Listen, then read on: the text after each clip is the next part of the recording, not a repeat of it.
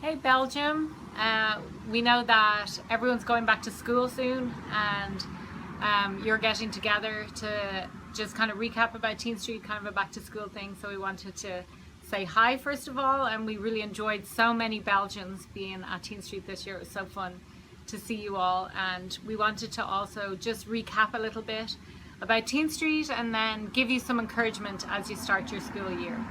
Yeah, we really did enjoy having Belgians with us this summer. And just to recap, I wanted to say maybe just a few of my favorite things about what God spoke to us this summer. And I think the stuff I value the most, the treasures for me, is when we get to see these pictures of who our dad really is. And some of them that really struck me, I think the strongest were the way he would say so freely all the time. He'd say that things were good, and he'd say things were very good, and he said over us that things were very good. And so as we think about what our dad's like, then we can also think, hey, I want to be like that. I want to be someone. I want to be that person that says very good to the people around me.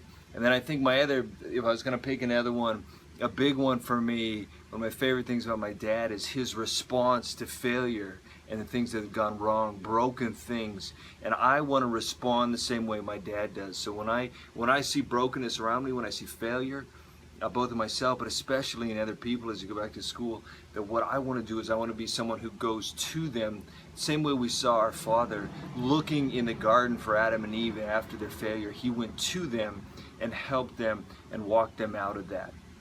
And one of my favorite things was when we got the stars. And if you have those stars still, try to bring those to school or see them in the morning time. And I love the memory that we can look up, look at the stars when things are going on in your life.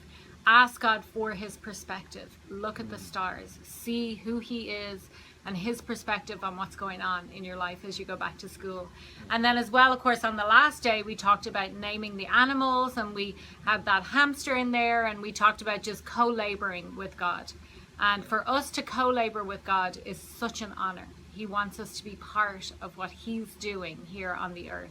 And so as you go back to school, the things that God has done in you this summer, the truths that he's spoken over you about who you are, about how he sees you, let those things overflow to other people. Let other people see the identity that you have in your Father. Let them experience that from you, and then speak their identity over them about how loved they are, how secure they can be in their Father's love. And co-labor with him. Make sure you listen to him for what he wants to say for the people around you. We don't go back to school or back to our normal lives and have our own agenda for people. We want to go with God's heart and the things that he says for other people. So we will be praying for you as you go back to school, and as the weather gets a little bit darker and colder and things get a little bit the summer feels like it was a little while ago, and we'll be praying for you. And please feel free to email us, let us know some specifics about how to pray for you. And